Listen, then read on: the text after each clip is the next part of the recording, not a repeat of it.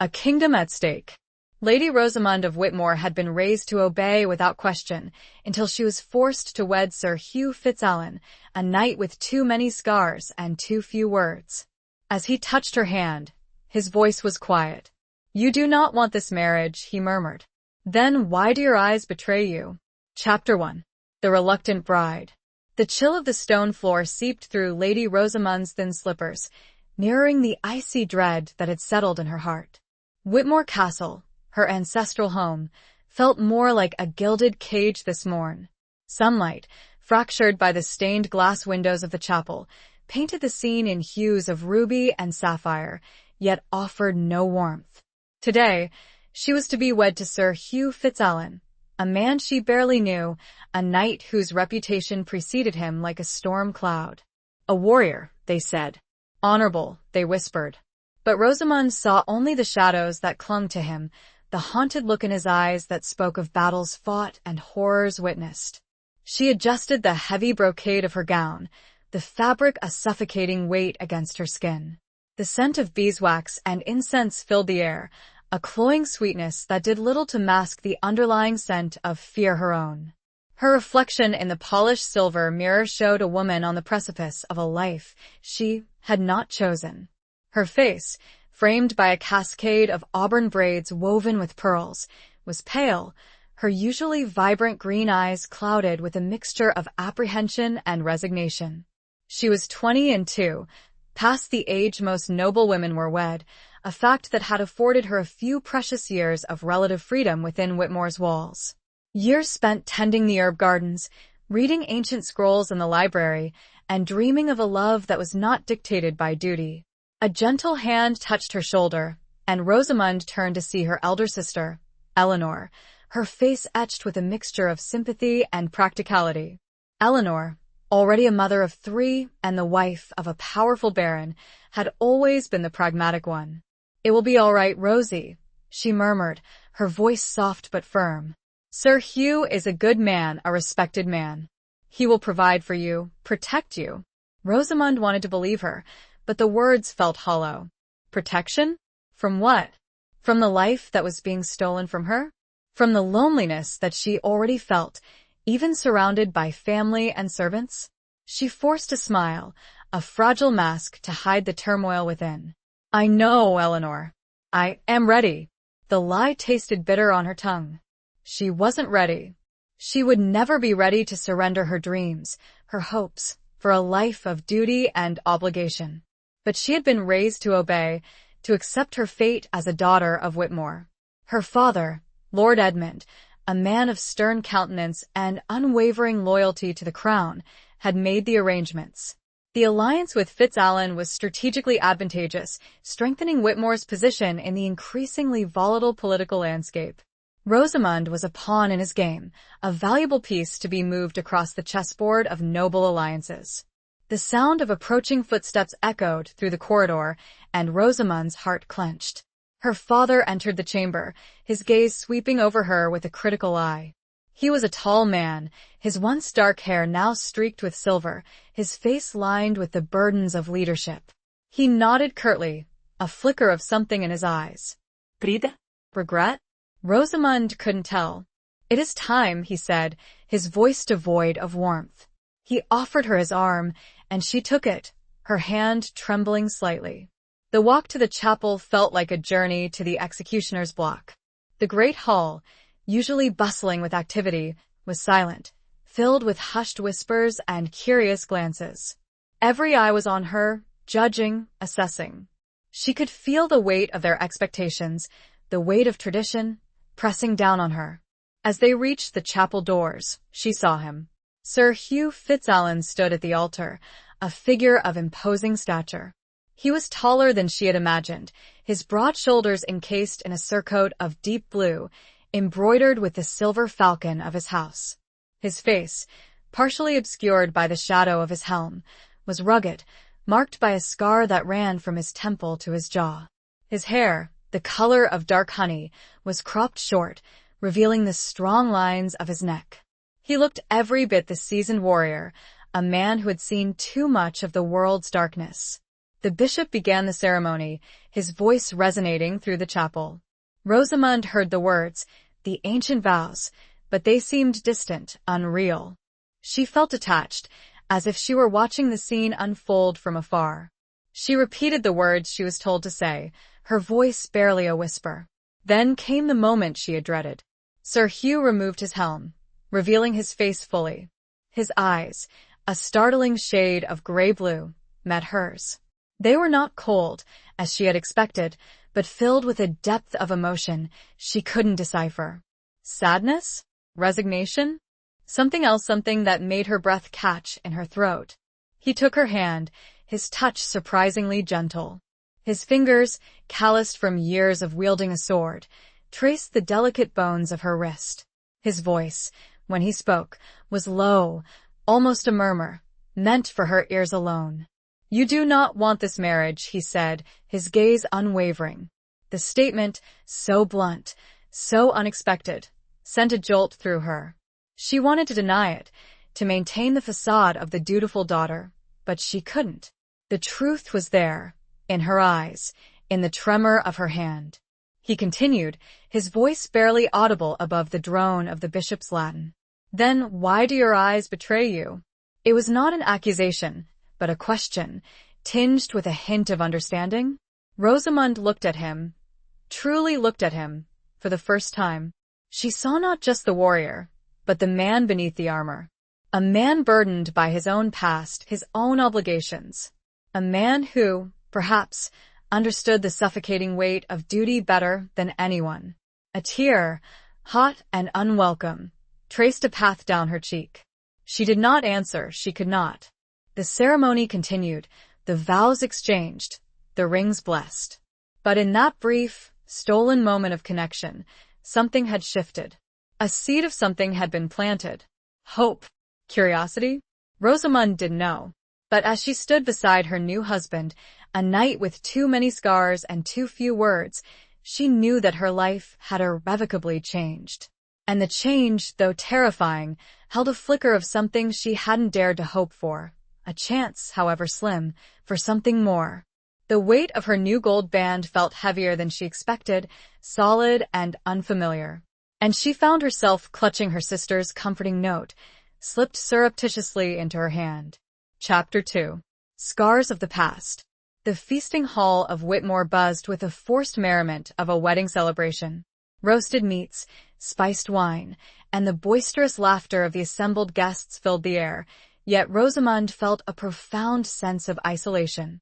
She sat beside Sir Hugh at the high table, a silent observer of the revelry. He, too, seemed detached, his gaze fixed on some distant point, his hand resting on the hilt of his sword, a habit she was beginning to recognize. He had barely spoken a word to her since the ceremony, and the silence between them grew heavier with each passing moment. She stole glances at him, trying to decipher the enigma that was her husband. The scar that marred his face, she noticed, was not as disfiguring as she had first thought. It was a testament to his survival, a mark of his courage. But it was his eyes that held her captive.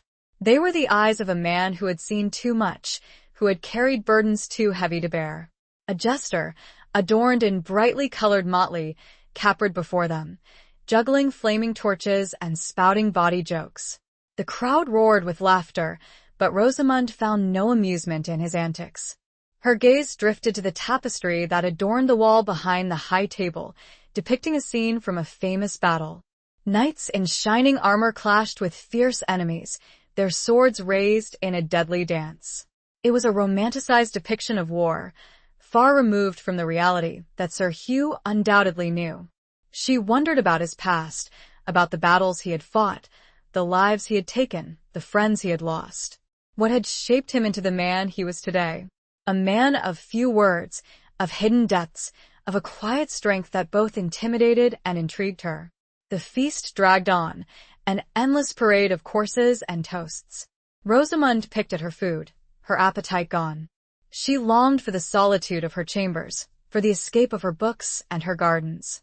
But she knew that her duty lay here, beside her husband, playing the role of the gracious hostess. Finally, as the evening drew to a close, Lord Edmund rose to address the assembled guests. He spoke of the importance of the alliance between Whitmore and Fitzalan, of the strength and stability it would bring. He raised a goblet of wine to the newly wedded couple, and the crowd echoed his toast. Rosamund forced a smile, meeting her father's gaze. She saw a flicker of satisfaction in his eyes, the satisfaction of a man who had achieved his strategic goals. He had secured his legacy, strengthened his position, regardless of the cost to his daughter. As the guests began to disperse, Sir Hugh finally turned to her, his expression unreadable. "It is late," he said, his voice low and gravelly. "Shall we retire?" The words sent a shiver of apprehension through her. She had known this moment was coming, the moment when she would be alone with her husband, the moment when she would have to face the reality of her new life. She nodded, unable to speak. He rose from his seat, offering her his hand. She took it, his touch sending a jolt of unexpected warmth through her. They walked in silence through the dimly lit corridors of the castle, their footsteps echoing on the stone floors. Rosamund's chambers, once a sanctuary, now felt like a foreign land. The familiar scent of lavender and rosewater did little to calm her nerves. A fire crackled in the hearth, casting dancing shadows on the walls. The large bed, draped with heavy tapestries, dominated the room. Sir Hugh stood by the window, gazing out at the moonlit landscape. He seemed lost in thought, his shoulders slumped with a weariness that went beyond physical exhaustion. Rosamund watched him, her heart filled with a mixture of fear and pity. He turned to her, his eyes meeting hers. "You are afraid," he said, his voice gentle. It was not a question, but a statement of fact. She did not deny it. "Yes," she whispered, her voice trembling. He took a step closer, his gaze unwavering. "I will not force myself upon you, Rosamund," he said. "I understand your reluctance. This marriage was not of your choosing." Relief washed over her, so profound it almost brought her to her knees. She didn't know what she had expected. But it wasn't this. This understanding, this respect. "Thank you," she whispered, her voice choked with emotion. He nodded, a flicker of a smile touching his lips. "We are both prisoners of duty, are we not?" he said. "Bound by obligations we did not seek." His words resonated with her, echoing her own feelings. She saw in him a kindred spirit, a fellow traveler on a path not of their own making. He gestured to a chair by the fire. "Sit," he said. "Perhaps we can talk." Rosamund hesitated, then obeyed. She sat in the chair, her hands clasped tightly in her lap. He remained standing, his gaze fixed on the flames. "I was not always a knight," he said, his voice low and distant. "I was a younger son, destined for the church.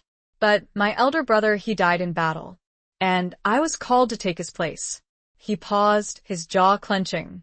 Rosamund waited, sensing the pain that lay beneath his words.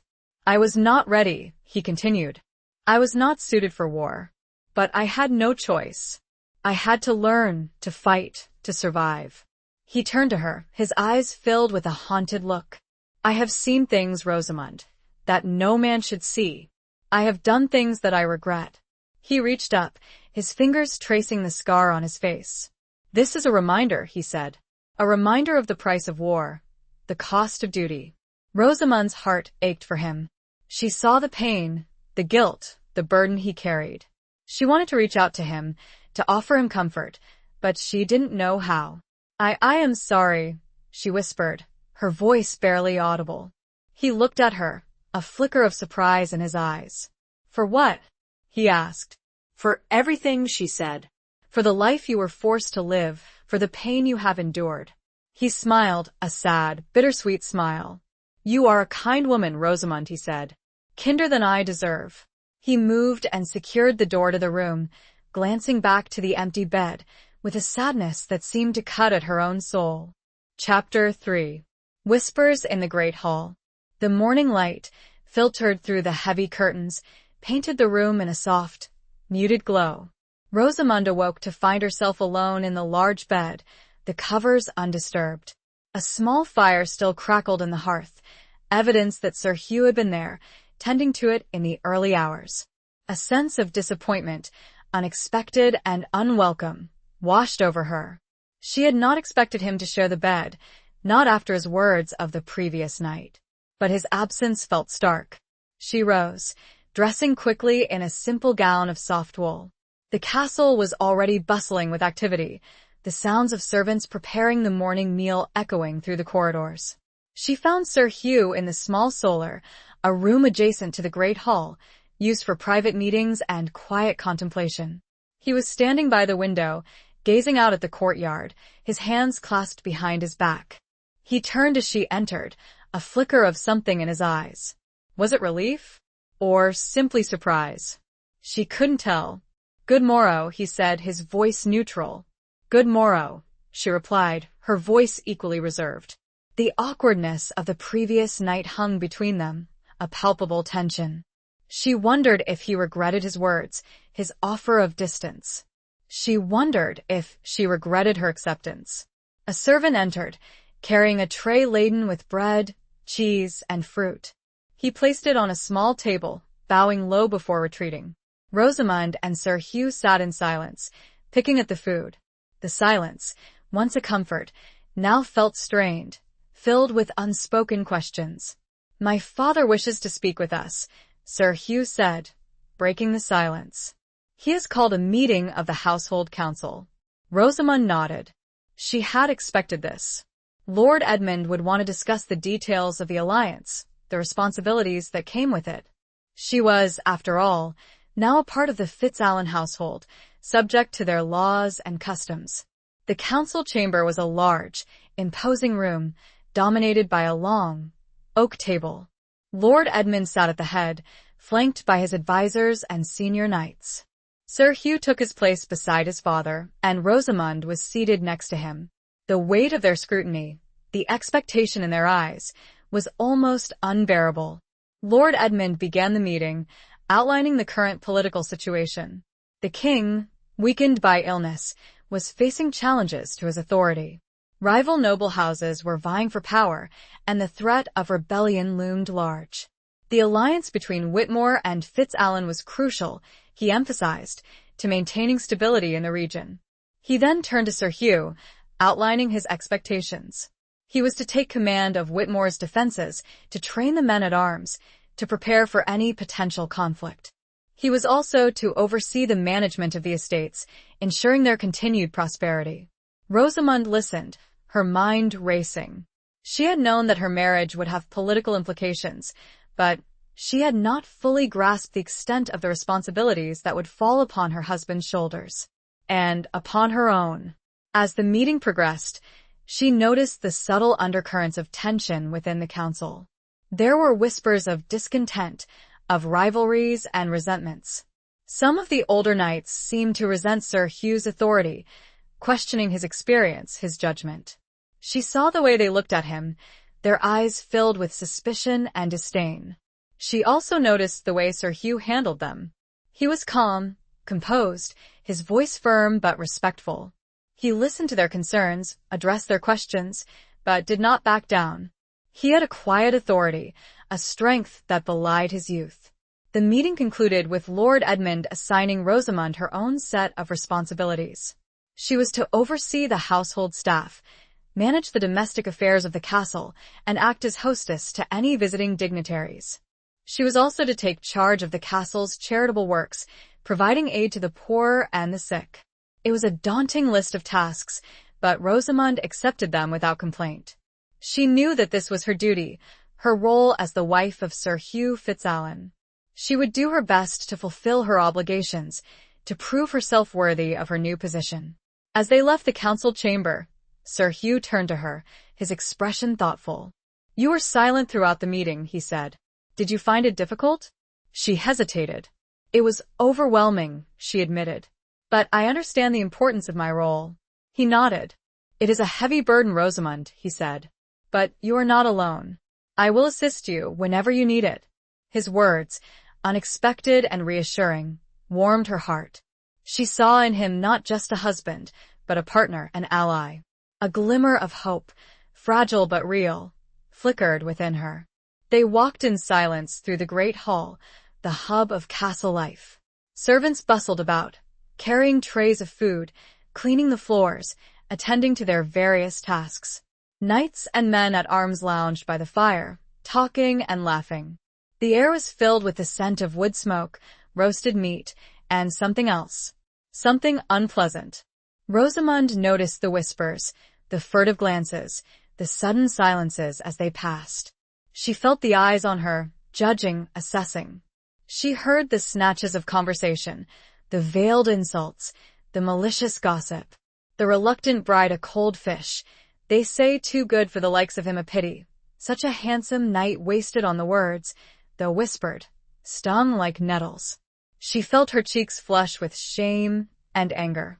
She wanted to confront them, to defend herself, to defend her husband. But she knew that would only make things worse. Sir Hugh seemed oblivious to the whispers, his gaze fixed straight ahead. But Rosamund knew that he heard them. She saw the tightening of his jaw, the clenching of his fists. He was accustomed to this, she realized. He had endured this kind of scrutiny, this kind of prejudice his entire life.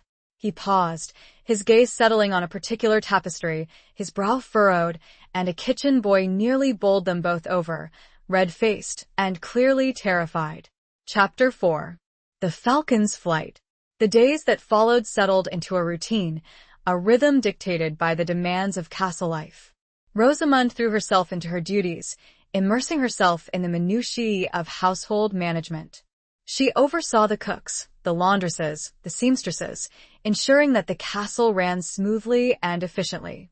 She spent hours poring over account books, checking inventories, and planning menus.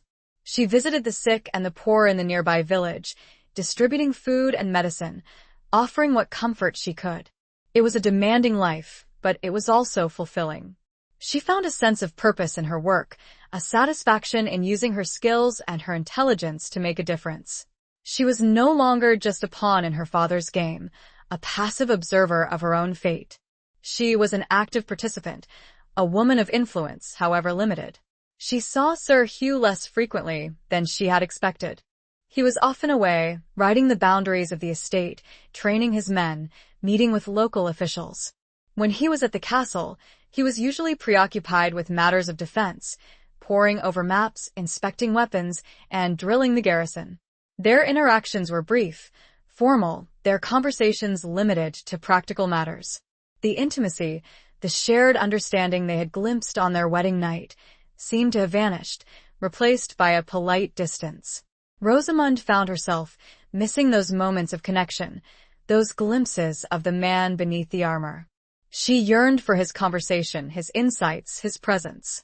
One afternoon, she found herself in the castle courtyard, watching the men at arms practice their swordsmanship.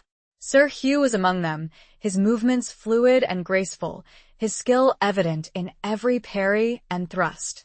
He was a formidable warrior, a natural leader. But there was also a sadness in his eyes, a weariness that belied his strength. As she watched, a falconer approached, carrying a hooded bird on his wrist.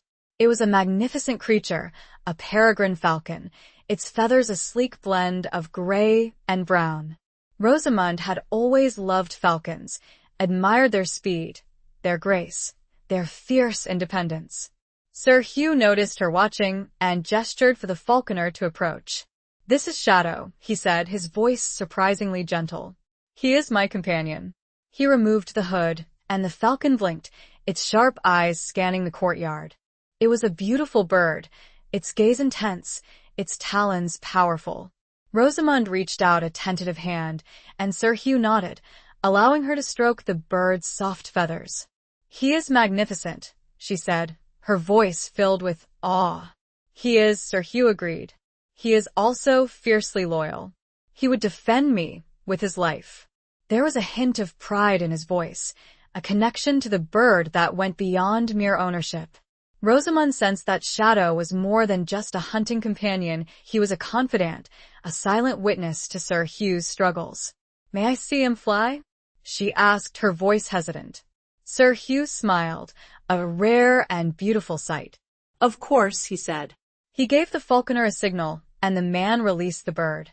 Shadow soared into the sky, circling the courtyard, his wings beating powerfully. He climbed higher and higher, a dark speck against the azure blue. Then, with a sudden dive, he plummeted towards the earth, a blur of feathers and speed. He snatched a lure from the falconer's hand, then soared back up into the sky, triumphant. Rosamund watched, mesmerized. The falcon's flight was a symbol of freedom, of escape, of the power to rise above the constraints of the earth. It was a reminder that even in the midst of duty and obligation, there was still room for beauty, for grace, for wildness. As Shadow landed back on Sir Hugh's wrist, she looked at her husband, her eyes filled with a newfound understanding.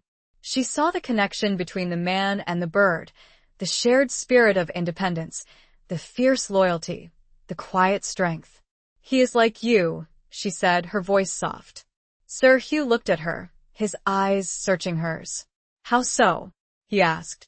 "He is strong, independent, but also loyal," she said. "He is bound to you, but he also soars." He smiled, a slow, gentle smile that reached his eyes. "Perhaps you are right," he said. "Perhaps we are both creatures of the air, bound by duty, but longing for freedom." His words resonated with her, echoing her own unspoken desires. She felt a connection to him in that moment, a shared understanding that transcended words. It was a fleeting moment, fragile and precious, but it was enough. Enough to rekindle the hope that had been flickering within her, the hope that their marriage might be more than just a political alliance. As they stood there, watching the falcon, a shadow fell over them. Rosamund turned to see Lady Beatrice, a distant cousin of Sir Hugh's, approaching.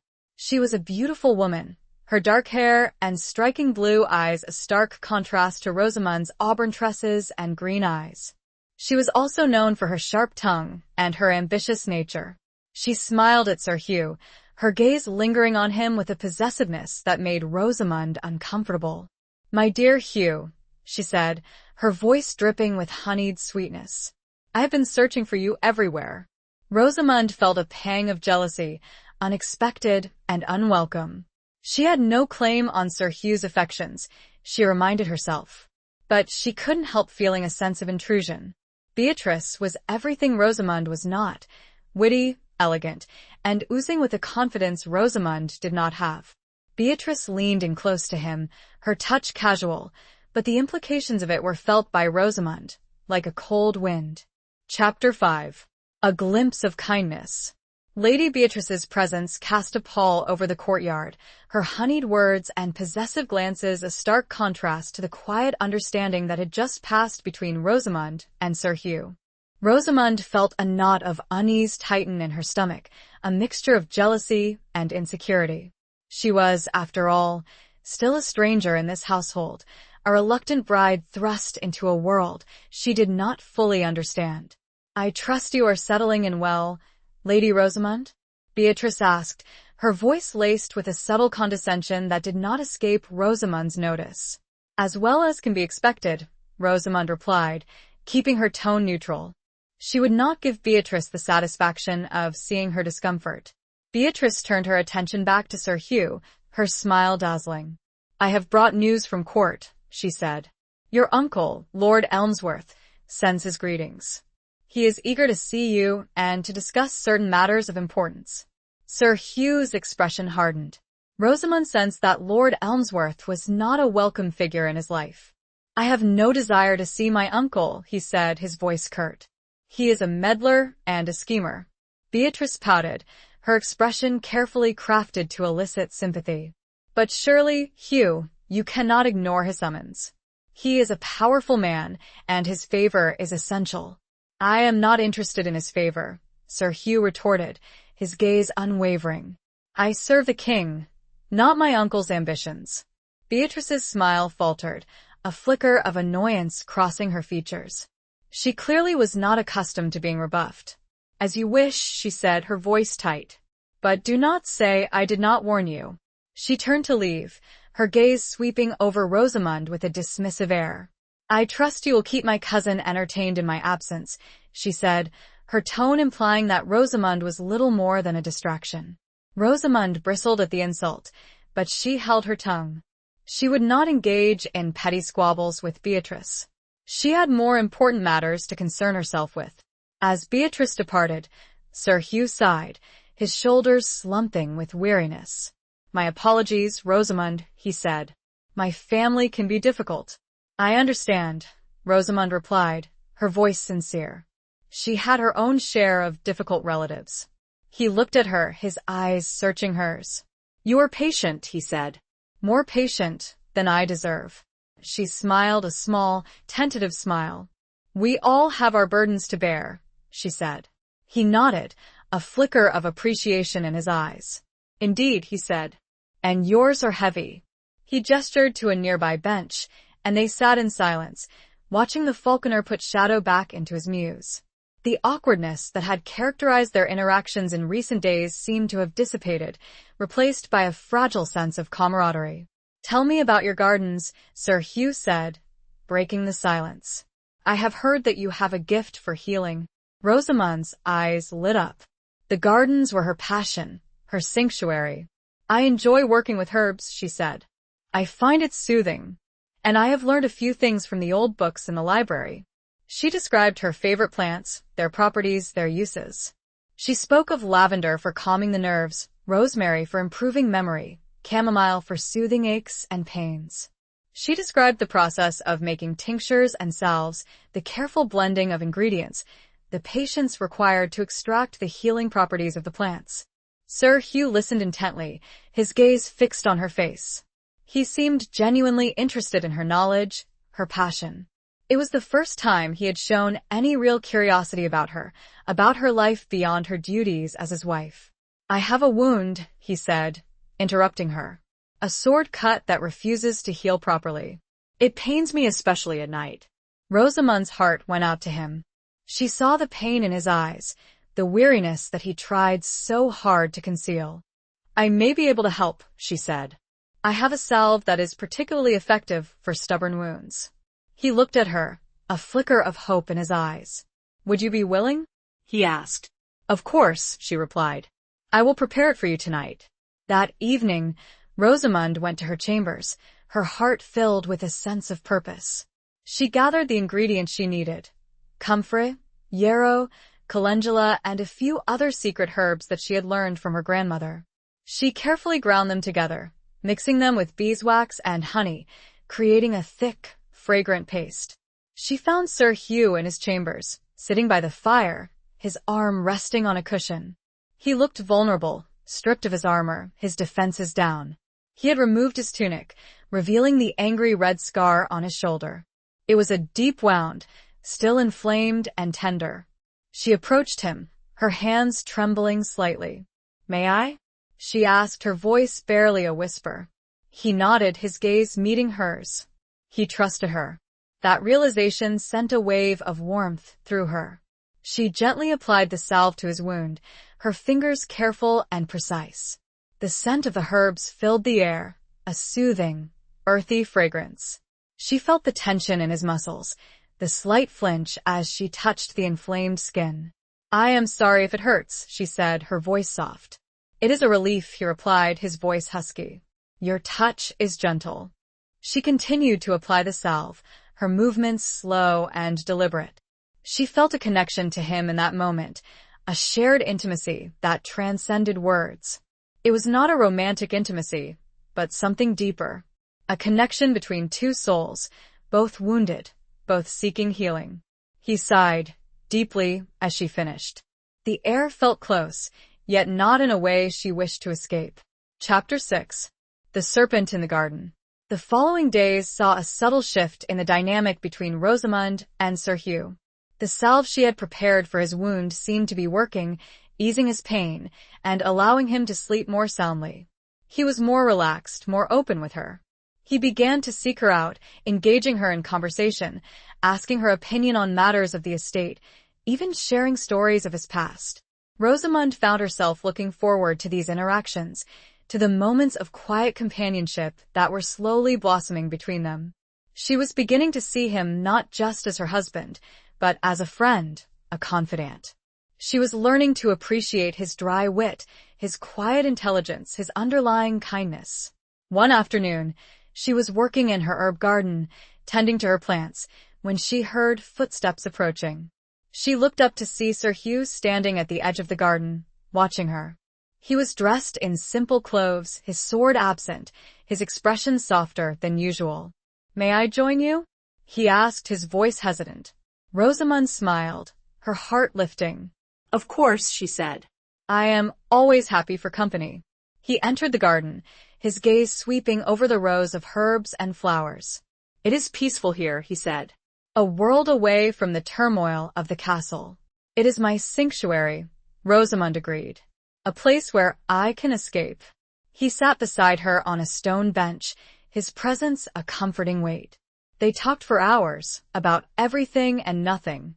He told her about his childhood, his love of horses, his early training as a knight. She told him about her dreams, her hopes, her fears. She learned that he had a deep love for the land, a respect for the natural world that mirrored her own. He spoke of the importance of stewardship, of protecting the forests and the fields, of ensuring the well-being of the people who worked the land. She also learned that he was haunted by the violence he had witnessed, the lives he had taken. He spoke of the nightmares that plagued him, the guilt that weighed heavily on his soul. He confessed that he longed for peace, for a life free from the constant threat of war. Rosamund listened, her heart aching for him. She saw the vulnerability beneath his stoic exterior, the pain that he tried so hard to conceal. She wanted to offer him comfort, to ease his burden, but she didn't know how. As the sun began to set, casting long shadows across the garden, a figure emerged from the castle. It was Lady Beatrice, her expression carefully composed, her gaze fixed on Sir Hugh. "My dear Hugh," she said, her voice dripping with sweetness. "I have been looking for you everywhere. There is a matter of urgent importance that requires your attention." Rosamund felt a pang of disappointment, a sense of intrusion.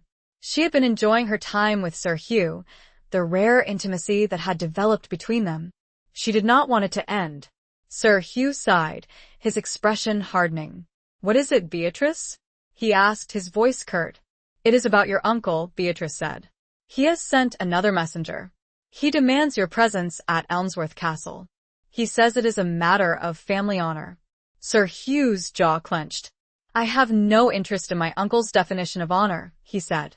"He is a manipulative old fool." Beatrice placed a hand on his arm, her touch lingering. "But surely, Hugh, you cannot refuse him.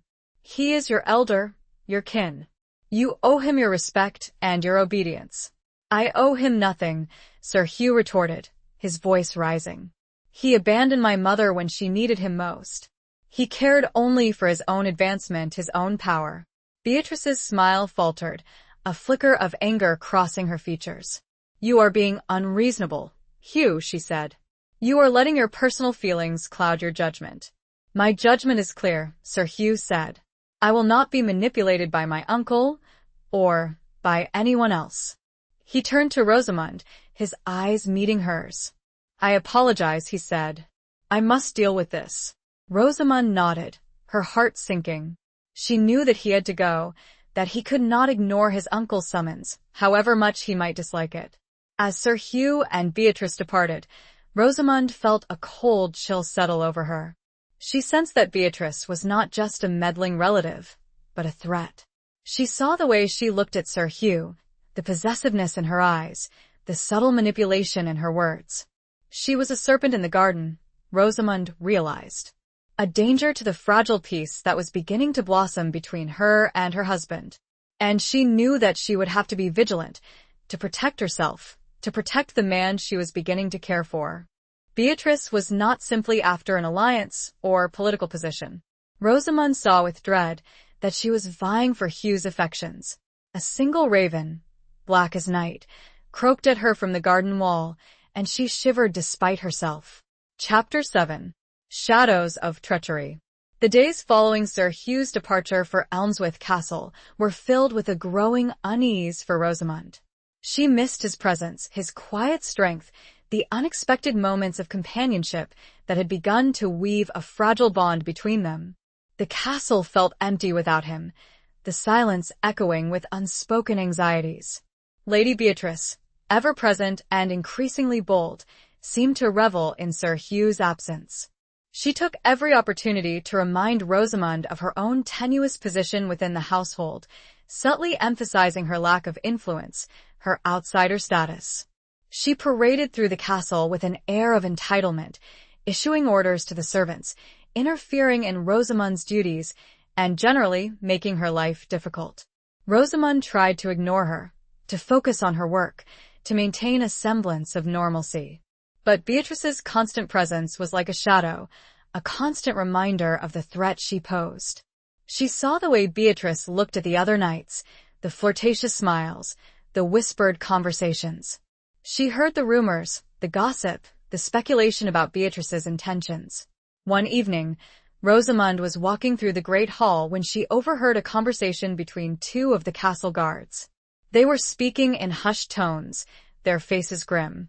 Lord Elmsworth is not to be trusted, they say. He is plotting with the northern lords a rebellion against the king. Sir Hugh is walking into a trap. Rosamond's heart pounded in her chest.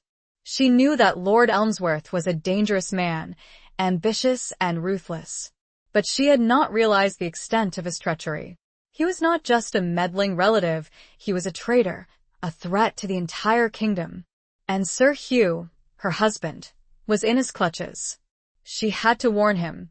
She had to do something to protect him. But how? She was just a woman, a reluctant bride with no power, no influence. She had no army, no allies, no way to reach him. She spent a sleepless night, tossing and turning, her mind racing. She considered sending a message, but who could she trust? The castle was filled with Elmsworth spies, she suspected. Anyone could betray her. She thought of her father, Lord Edmund, but he was too far away, too preoccupied with his own affairs. She thought of her sister, Eleanor, but she was too practical, too cautious. She would not risk her own safety, her own family's security, for a man she barely knew. Rosamond felt utterly alone, trapped in a web of intrigue and betrayal. She had no one to turn to, no one to help her. As dawn broke, she made a decision. She would go to Elmsworth Castle herself. She would warn Sir Hugh, even if it meant risking her own life. She knew it was a foolish plan, a desperate gamble. But she could not stand idly by while her husband walked into danger. She had to do something, anything, to save him. She dressed quickly, choosing a simple gown of dark wool, a cloak to conceal her identity. She packed a small bag with provisions, a few coins, and the healing salve she had made for Sir Hugh. She wrote a brief note to her maid, explaining that she was going on a pilgrimage to a nearby shrine, a lie that she hoped would buy her some time. She slipped out of the castle before anyone else was awake, her heart pounding in her chest. She saddled her own horse, a small, sturdy mare named Willow, and rode out into the misty dawn. The journey to Elmsworth Castle was long and arduous. She rode for hours, through forests and fields, across rivers and hills. She avoided the main roads, sticking to hidden paths and trails, fearing that she might be followed. She encountered few people along the way, mostly peasants and farmers going about their daily lives. She kept to herself, avoiding conversation, her eyes constantly scanning the horizon for any sign of danger. As she rode, she thought of Sir Hugh, of his quiet strength, his hidden vulnerability, his unexpected kindness. She thought of the moments they had shared, the fragile bond that had begun to form between them. She thought of the danger he was in, the treachery that awaited him. Her determination grew with each passing mile. She would not fail him. She would reach him, warn him, save him. She had to. Her heart, once filled with reluctance and resignation, now burned with a fierce protectiveness, a love she had not realized she possessed. She urged Willow on, the horse seeming to sense the urgency of her plea. The air grew colder, and the wind picked up, as though mirroring the storm of uncertainty ahead. Chapter 8. The Knight's Confession. Rosamond arrived at Elmsworth Castle under the cover of a late, gray afternoon. The imposing fortress, perched atop a craggy hill, loomed before her, a dark silhouette against the stormy sky. It was a forbidding place, its walls thick and high, its towers bristling with defenses. She felt a shiver of apprehension, a sense of foreboding. This was not a place of welcome, but a den of intrigue and betrayal. She approached the main gate, her heart pounding in her chest. She told the guards that she was a distant relative, come to pay her respects to Lord Elmsworth. They eyed her suspiciously, but after some hesitation, they allowed her to enter. The courtyard was bustling with activity, filled with knights, men-at-arms, and servants. Rosamund kept her head down, her cloak pulled tightly around her, trying to blend in with the crowd. She searched for Sir Hugh, her eyes scanning the faces around her. She found him in the training yard, sparring with another knight. He was dressed in full armor, his movements swift and powerful, his skill evident in every parry and thrust. He seemed different here, harder, more guarded. The warmth she had glimpsed in him at Whitmore was gone, replaced by a cold detachment. She watched him for a while, her heart aching. He was so close, yet so far. She wanted to call out to him, to warn him, but she dared not. She had to be careful, to choose her moment wisely. As the sparring match ended, Sir Hugh removed his helm, revealing his face. He looked tired, his eyes shadowed with weariness. He saw her standing at the edge of the yard, and his expression changed. Surprise, confusion, and something else. Was it relief? Or fear? He approached her, his gaze questioning. "Rosamund?" he said, his voice low. "What are you doing here?" "I had to come," she said, her voice trembling. "I had to warn you." He glanced around, his eyes wary. "Warn me? About what?" "Your uncle," she said. "He is plotting against the king. He is planning a rebellion. You are in danger." His expression hardened. "How do you know this?" he asked. She told him about the conversation she had overheard, the whispers of treachery, the rumors of rebellion. She told him about her fears, her determination to protect him. He listened intently, his gaze fixed on her face. He seemed unconvinced. "This is a serious accusation, Rosamund," he said. "Do you have any proof?" "Only what I heard," she said. "But I believe it to be true. Your uncle is not to be trusted." He sighed, his shoulders slumping. "I know my uncle is ambitious," he said. "But I did not think he would go this far." He looked around, his eyes scanning the courtyard. "We cannot talk here," he said. "It is not safe." He led her to a small, secluded garden, hidden behind a wall of thick hedges. It was a quiet place, a refuge from the noise and bustle of the castle. They sat on a stone bench, surrounded by overgrown roses and tangled vines. "I have been suspicious of my uncle for some time," Sir Hugh confessed, his voice low. "He has been pressuring me to join his cause, to support his claim to the throne. He has offered me power, wealth, influence." "And you refused?" Rosamund asked, her voice hopeful. "I did," he said. "I told him I would not betray my king. I told him I would remain loyal." Relief washed over her, so profound it almost brought her to her knees. She had been right to trust him. He was not a traitor. He was an honorable man. "But he did not believe me," Sir Hugh continued. "He thinks I am playing a game, biding my time. He believes I will eventually come around to his side." He looked at her, his eyes filled with a mixture of sadness and regret. "I came here to try to reason with him," he said, "to convince him to abandon his foolish plans. But I fear it is too late." He reached out, his hand covering hers. His touch was warm, comforting. "You should not have come, Rosamund," he said. "It is too dangerous." "I could not stay away," she said, her voice trembling. "I had to see you. I had to make sure you were safe." He smiled, a sad, bittersweet smile. "You are brave, Rosamund," he said. "Braver than I deserve." He leaned closer, his eyes searching hers. "I have been a fool," he said. "I have been so focused on my duty, on my obligations, that I have neglected you. I have not been a good husband." Rosamund's heart ached. She saw the pain in his eyes, the regret in his voice. "You have been kind," she said. "You have shown me respect."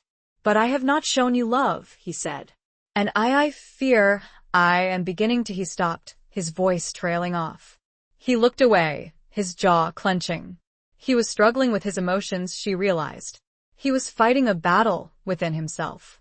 "I have no right to feel this way," he said, his voice barely a whisper.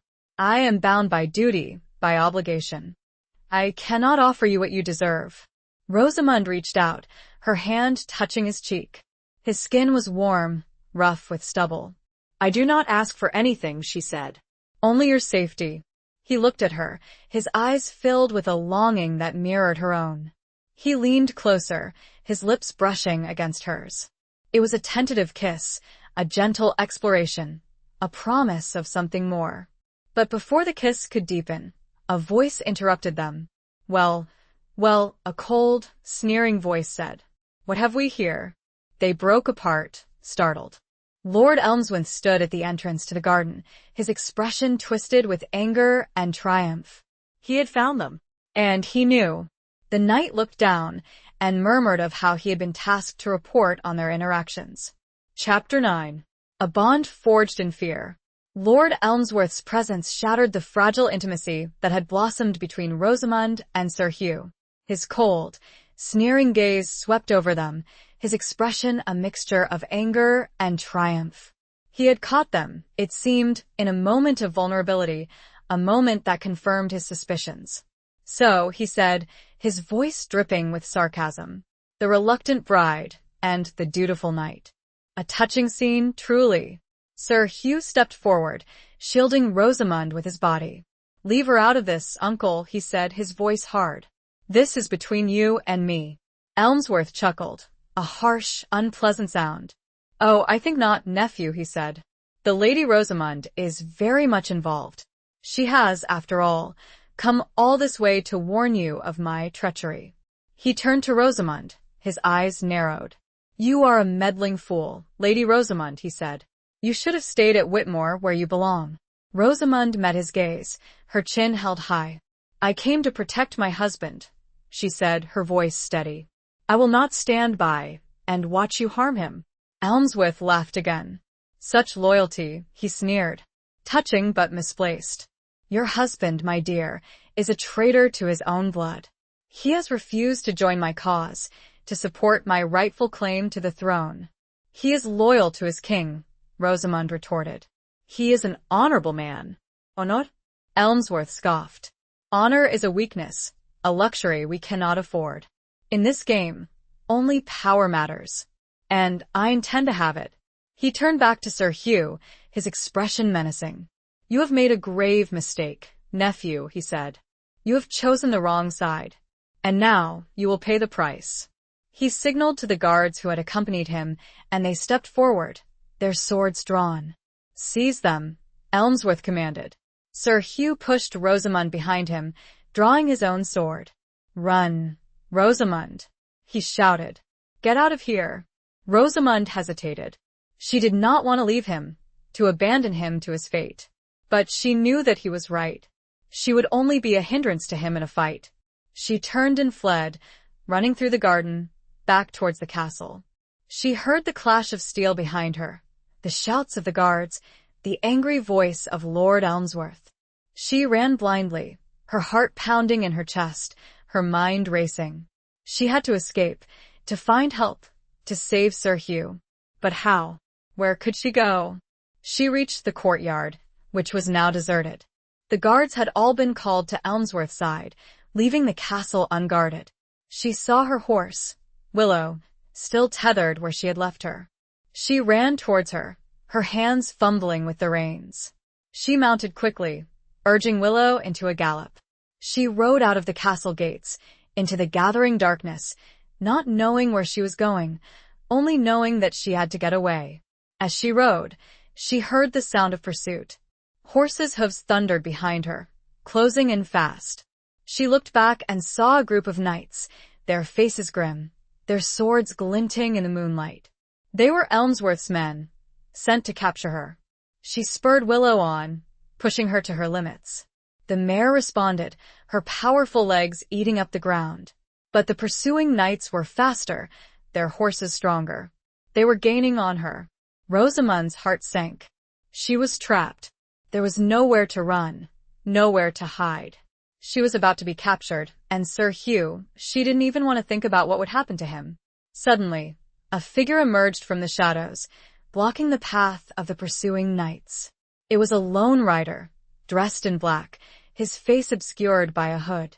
He drew his sword, a gleaming blade that flashed in the moonlight.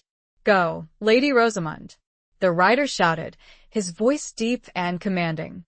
"I will hold them off." Rosamond didn't hesitate. She urged Willow forward, galloping away from the scene, leaving the mysterious rider to face her pursuers. She rode for hours, through the dark forest, her mind filled with fear and uncertainty. Who was the mysterious rider? Why had he helped her? And what had happened to Sir Hugh? She eventually reached a small village, nestled in a clearing in the woods. She found an inn, a humble establishment with a thatched roof and a flickering lantern hanging above the door. She dismounted, her legs trembling with exhaustion. The innkeeper, a kindly old woman with a weathered face, welcomed her in. She gave her food and drink, a warm bed, and a place by the fire. Rosamond ate gratefully, her body aching, her mind still racing. She spent a restless night, tossing and turning, haunted by nightmares of Elmsworth's castle, of Sir Hugh's capture, of the mysterious rider. She awoke at dawn, feeling no more rested than when she had gone to bed. She knew that she could not stay at the inn. It was too dangerous. Elmsworth's men would be searching for her, and they would eventually find her. She had to find help, to find someone who could assist her in rescuing Sir Hugh. But who? Where could she turn? As she sat by the fire, contemplating her options, the innkeeper approached her. "There is a monastery," she said, her voice low. "A few miles from here. The monks there, they are known for their wisdom, their discretion." Rosamond's heart lifted. A monastery, a place of sanctuary, of refuge. Perhaps the monks could help her. Perhaps they could offer her guidance, protection. "Thank you," she said, her voice filled with gratitude. "I will go there." She finished her meal, paid the innkeeper, and set off on her journey, her heart filled with a fragile hope. The monastery, she prayed, would be her salvation. And Sir Hugh's. She clutched the small pouch of coins she had left, praying it would be enough. Chapter 10. The Tournament of Hearts. The monastery of St. Jude was a haven of peace and tranquility, nestled amidst rolling hills and ancient forests. Its stone walls, weathered by time and draped with ivy, exuded an aura of serenity, a stark contrast to the turmoil that raged within Rosamond's heart. The monks, clad in simple brown robes, moved about their duties with a quiet dignity, their chants and prayers echoing through the cloisters. Rosamond was welcomed by the abbot, a wise and compassionate man with eyes that seemed to see into her very soul. She told him her story, omitting no detail, her voice trembling with emotion.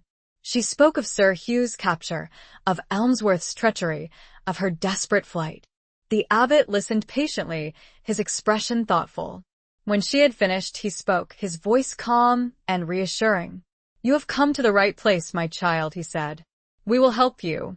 We will offer you sanctuary, and we will do what we can to assist your husband." Rosamond felt a wave of relief wash over her. She had found a safe haven, a place where she could rest, regroup, and plan her next move. The monks provided her with a small, simple cell, a bed of straw, and a few meager comforts. They shared their food with her, their prayers, their quiet companionship. But Rosamond could not rest. Her mind was constantly preoccupied with Sir Hugh's fate. She imagined him imprisoned in Elmsworth's dungeon, tortured, perhaps even killed.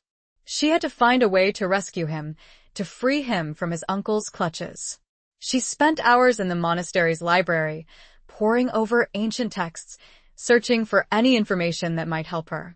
She learned of secret passages, hidden tunnels, forgotten alliances. She studied maps of Elmsworth Castle, memorizing its layout, its defenses.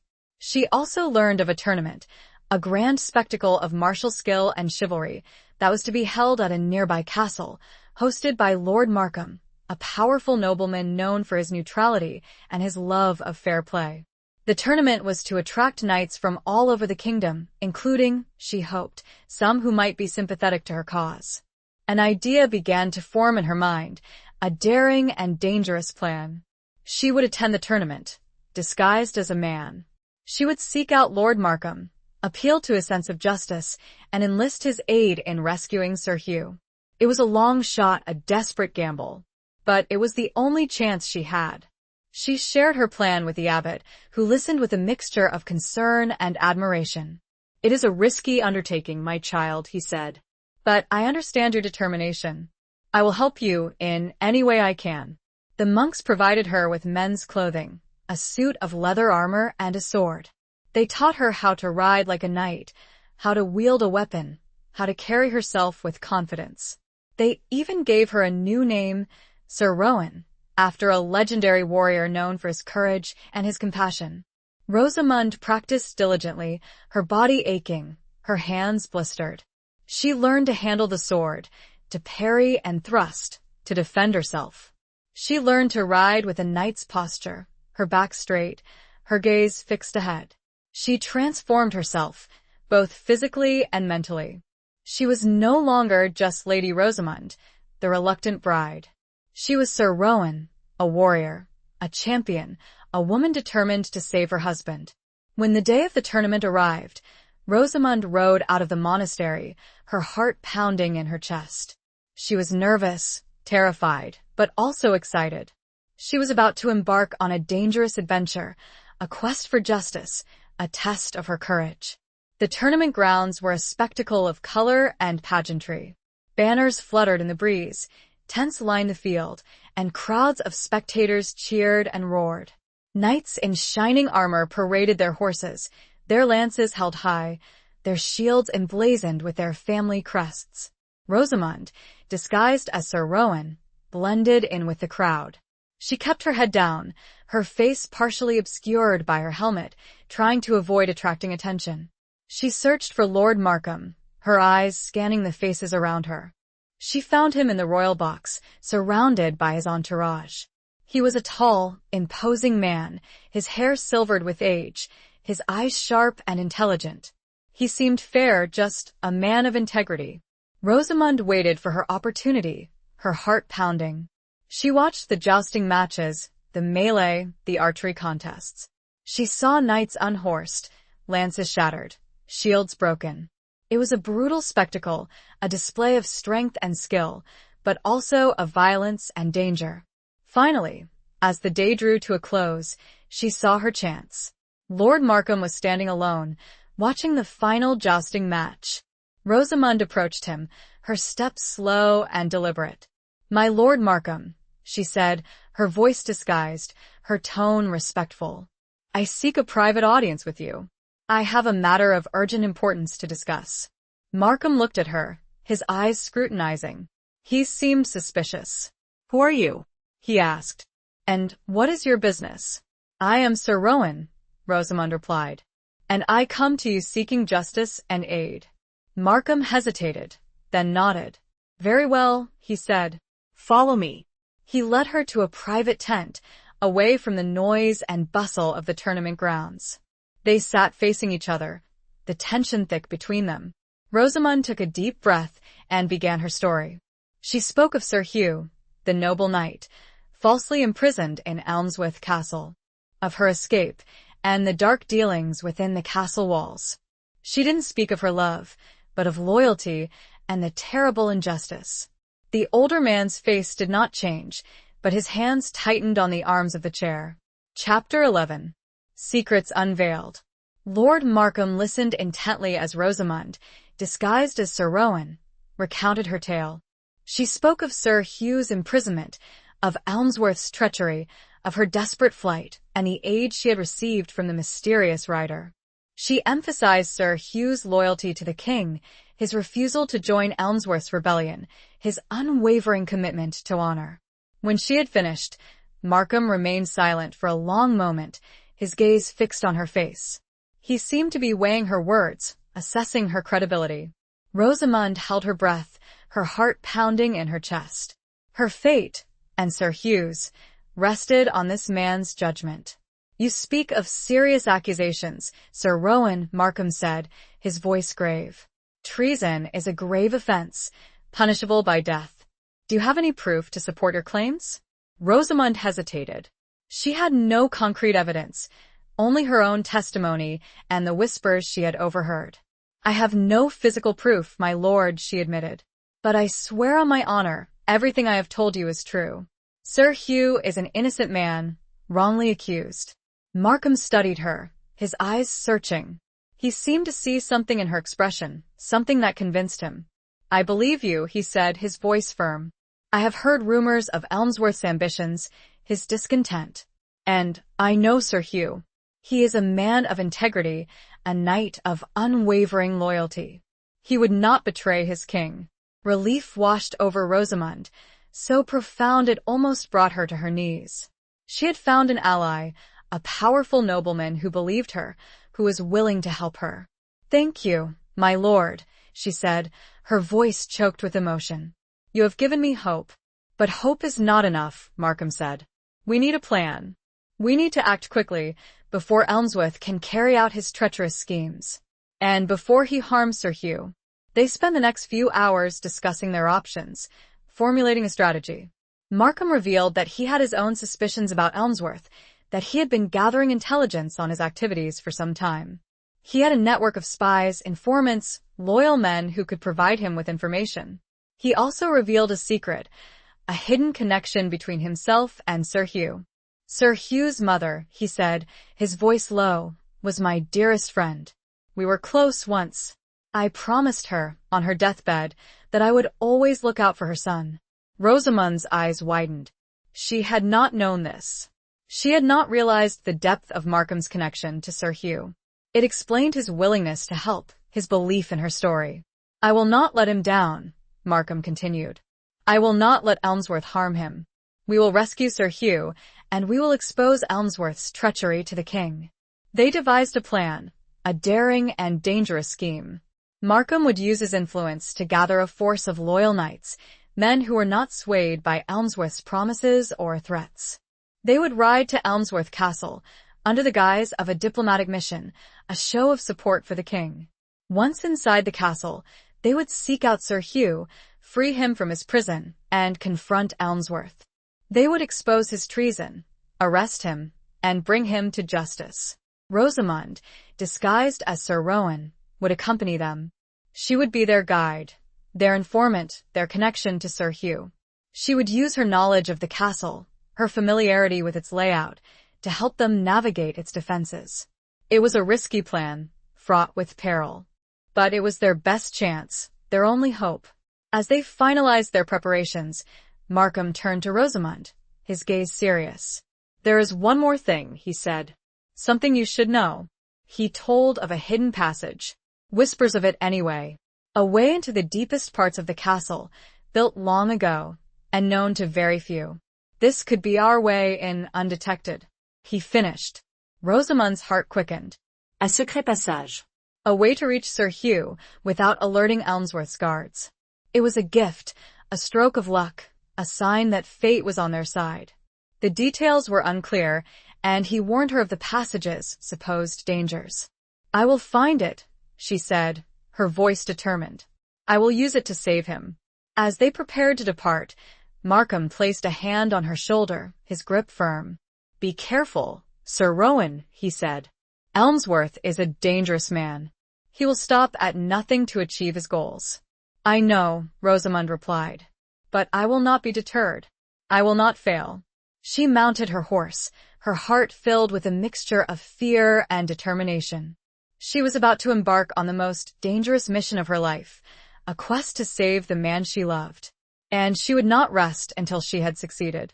She looked up at the darkening sky, and for a brief moment, thought she saw the outline of a falcon, soaring high above. She took this as her sign. Chapter 12.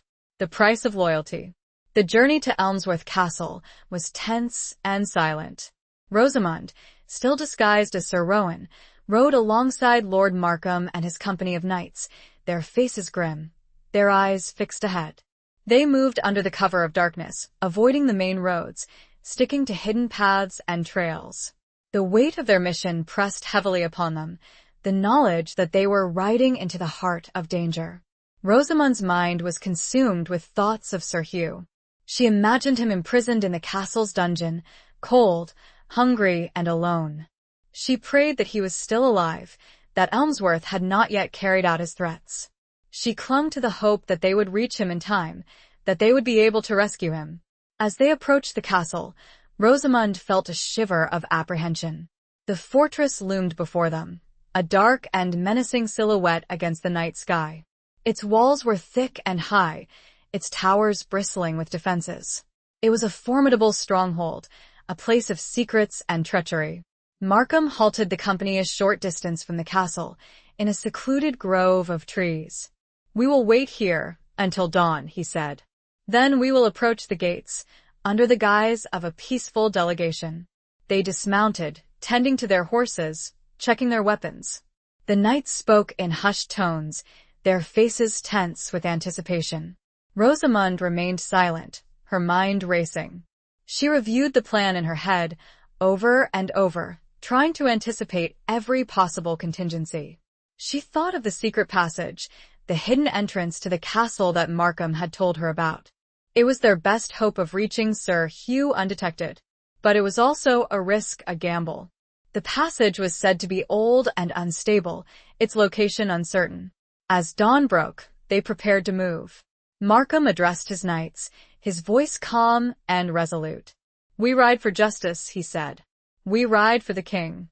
And we ride for Sir Hugh Fitzalan, a loyal knight wrongly accused." They mounted their horses and rode towards the castle gates, their banners held high. Rosamund, riding beside Markham, felt a surge of adrenaline. The moment of truth had arrived. The guards at the gate eyed them suspiciously, but Markham, with his usual authority, presented himself as an envoy of the king, come to discuss matters of importance with Lord Elmsworth.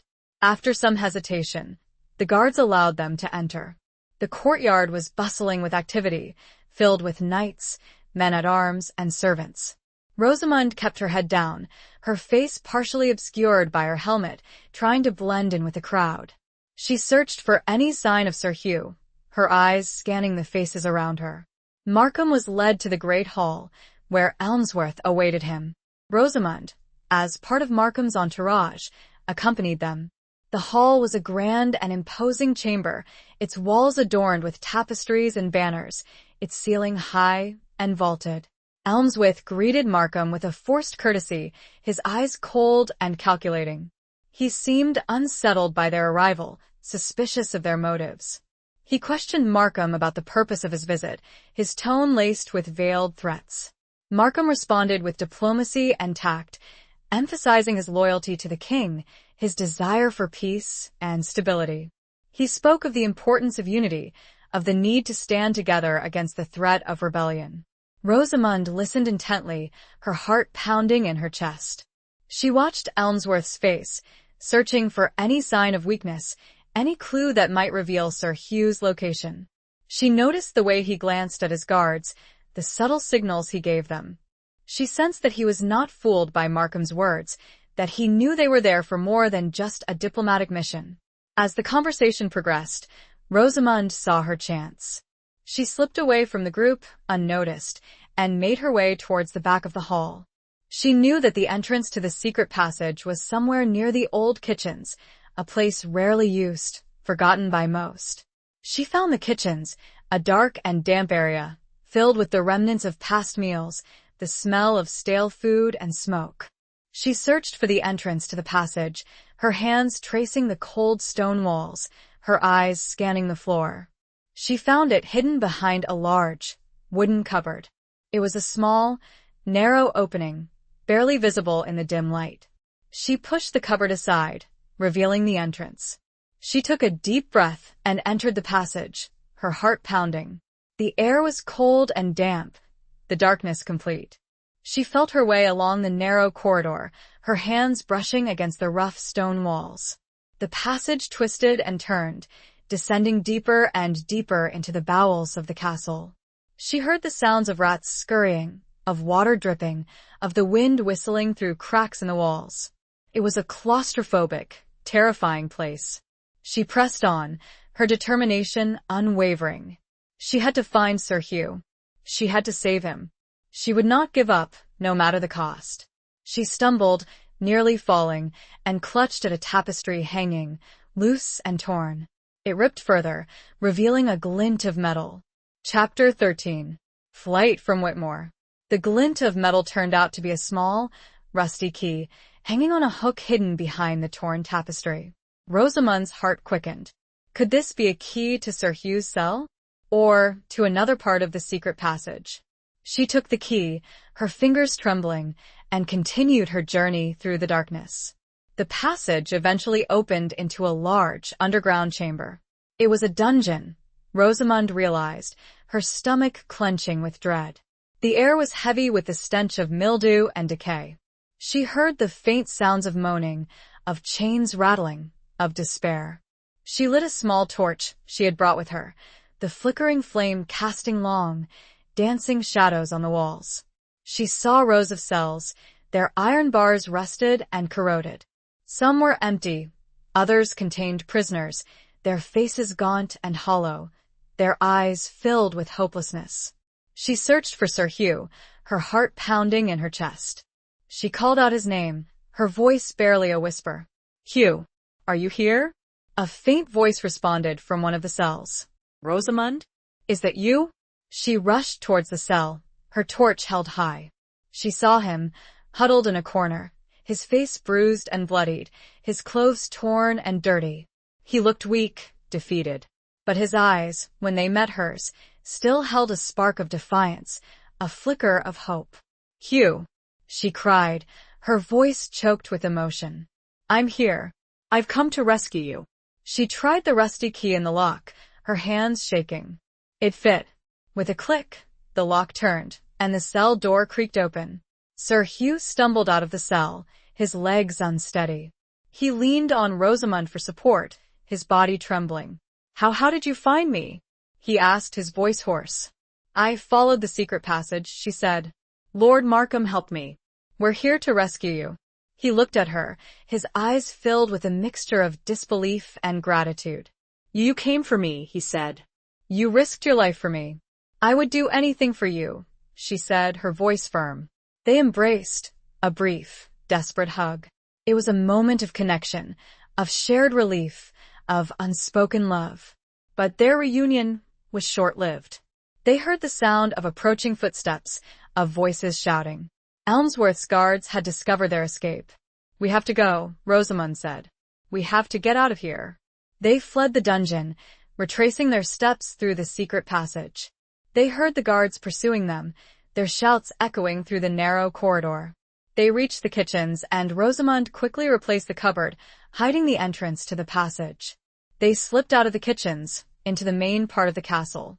They found themselves in a deserted corridor. They ran, their footsteps echoing on the stone floors.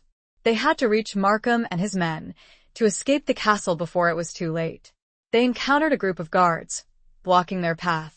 Sir Hugh, despite his weakened state, drew his sword, ready to fight.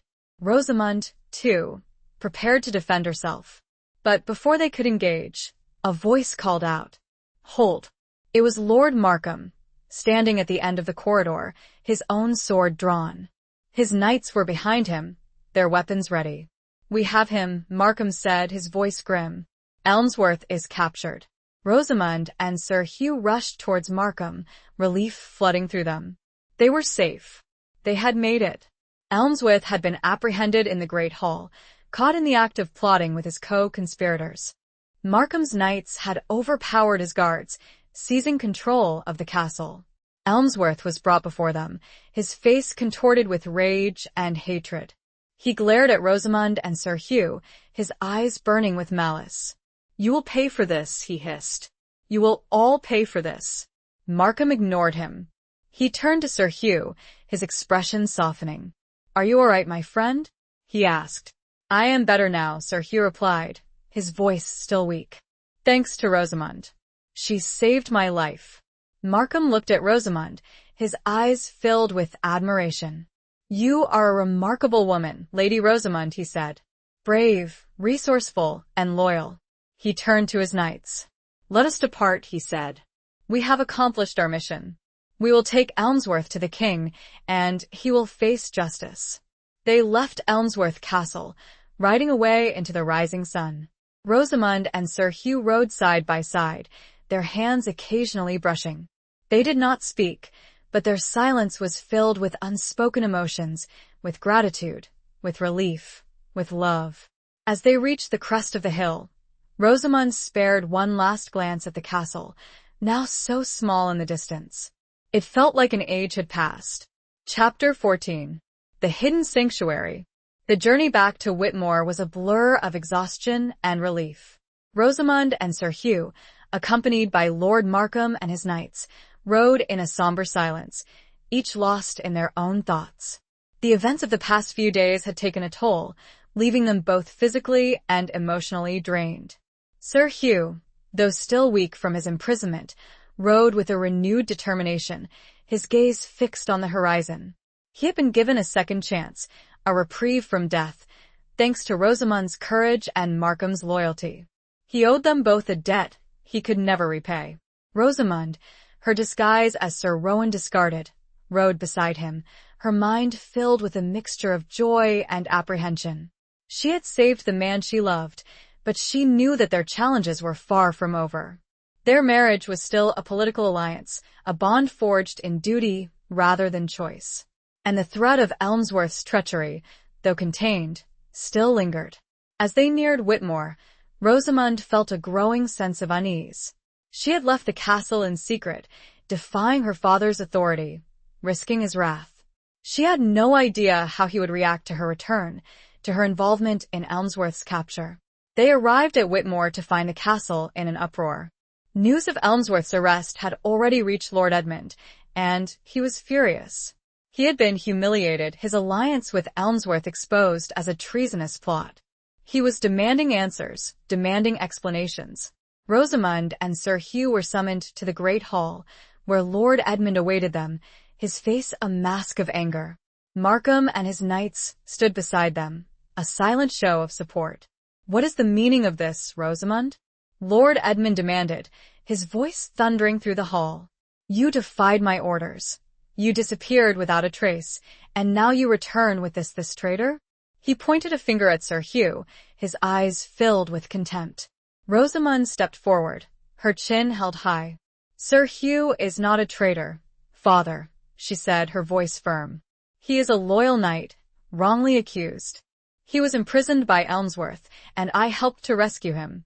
She recounted the events of the past few days, explaining Elmsworth's treachery, Sir Hugh's innocence, and her own desperate attempt to save him.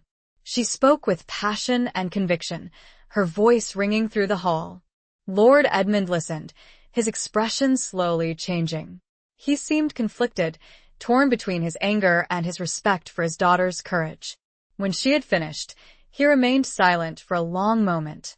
Then, he turned to Sir Hugh, his gaze questioning. "Is this true, Sir Hugh?" he asked. "Did you refuse to join Elmsworth's rebellion?" Sir Hugh nodded. "I did, my lord," he said. "I am loyal to the king. I would never betray my oath." Lord Edmund studied him, his eyes searching. He seemed to see something in Sir Hugh's face, something that convinced him. "Very well," he said, his voice softening. "I believe you. You are a man of honor." He turned back to Rosamund, his expression almost apologetic. "You have shown great courage, Rosamund," he said, "and great loyalty. I am proud of you." Relief washed over Rosamund, so profound it almost brought her to her knees. She had been forgiven. Her father had accepted her actions, had acknowledged her bravery. But the tension in the hall remained. The alliance with Elmsworth had shattered, leaving Whitmore vulnerable, its future uncertain. Lord Edmund was facing a political crisis, a threat to his power and his position. Markham stepped forward, addressing Lord Edmund. "I offer my support, Lord Edmund," he said. "I stand with you, and with Sir Hugh. We will face this challenge together." Edmund nodded, his gratitude evident. "Thank you, Lord Markham," he said. "Your loyalty is appreciated." The meeting concluded with a renewed sense of purpose, a determination to overcome the challenges ahead. Rosamund and Sir Hugh were dismissed, their ordeal finally over. As they left the great hall, Sir Hugh turned to Rosamond, his eyes filled with a mixture of gratitude and something more. "Thank you," he said, his voice low, "for everything. You saved my life. You gave me back my honor." Rosamond smiled, her heart filled with warmth. "We saved each other," she said. "We are a team." He reached out, his hand covering hers. His touch was gentle, tentative. "I have been thinking," he said, "about us. About our marriage." Rosamond's heart quickened. She waited, her breath held, for him to continue. "It was an arrangement," he said. "A political alliance. But it has become something more. At least for me." He looked at her, his eyes searching hers. "I care for you, Rosamond," he said. "Deeply. I admire your courage, your strength, your kindness." He hesitated, his voice trailing off. He was struggling to express his feelings, she realized. He was not a man of many words, but his eyes spoke volumes. I love you, Rosamond," he said, his voice barely a whisper. Rosamond's heart soared. She had longed to hear those words, to know that her feelings were reciprocated. "I love you too, Hugh," she said, her voice trembling with emotion. They embraced, a long, lingering hug. It was a moment of true connection, of shared love, of a bond forged not in duty, but in choice. It was a new beginning, a promise of a future together, a future filled with hope and happiness. They walked hand in hand towards the gardens, the sun setting on their shared horizon. It was a different warmth than she had ever felt, but familiar, like coming home. Chapter 15. Echoes of War. The weeks that followed were a time of healing and rebuilding, both for Rosamond and Sir Hugh, and for Whitmore itself. The scars of Elmsworth's treachery ran deep, leaving a lingering sense of unease and uncertainty. But with Lord Markham's support and the unwavering loyalty of their people, they began to restore order, to strengthen their defenses, to prepare for whatever challenges lay ahead. Rosamond and Sir Hugh's relationship blossomed, their love deepening with each passing day. They spent hours together, talking, laughing, sharing their hopes and dreams. They explored the vast estate, riding through the forests and fields, discovering hidden corners and forgotten paths. They found solace in each other's company, a refuge from the pressures and responsibilities of their noble lives. Sir Hugh, freed from the weight of his past, began to open up, revealing a side of himself that Rosamond had only glimpsed before. He was still a man of few words, but his eyes spoke volumes. She saw the warmth, the humor, the gentle kindness that had been hidden beneath his stoic exterior. He told her stories of his childhood, of his early training as a knight, of the battles he had fought. He spoke of the horrors he had witnessed, the friends he had lost, the guilt that still haunted him. But he also spoke of the camaraderie, the loyalty, the sense of purpose that had sustained him through the darkest of times. Rosamond listened, her heart aching for him. She offered him comfort, understanding, and a love that was unconditional. She helped him to heal, to come to terms with his past, to embrace the future. One afternoon, they were walking through the castle gardens, a place that had become their sanctuary, a symbol of their growing love. Sir Hugh stopped, his gaze fixed on a distant point, his expression troubled. "What is it, Hugh?" Rosamond asked, her voice concerned. He sighed, his shoulders slumping. "I received a message from the king," he said. "He summons me to court." Rosamond's heart sank. She knew that this day would come, that Sir Hugh's duty to the crown would eventually call him away. But she had hoped for more time to savor their newfound happiness. "When must you leave?" she asked, her voice trembling. "Within the week," he replied. He requires my counsel.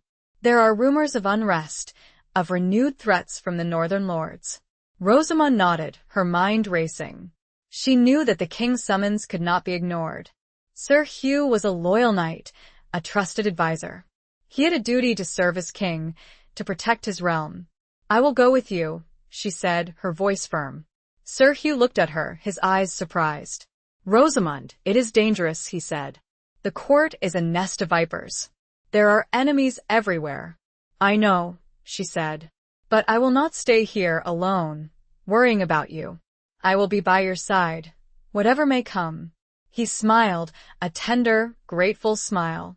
You are stubborn, my love, he said, but also brave. I would be honored to have you with me. They prepared for their journey, gathering their belongings, making arrangements for the management of Whitmore in their absence.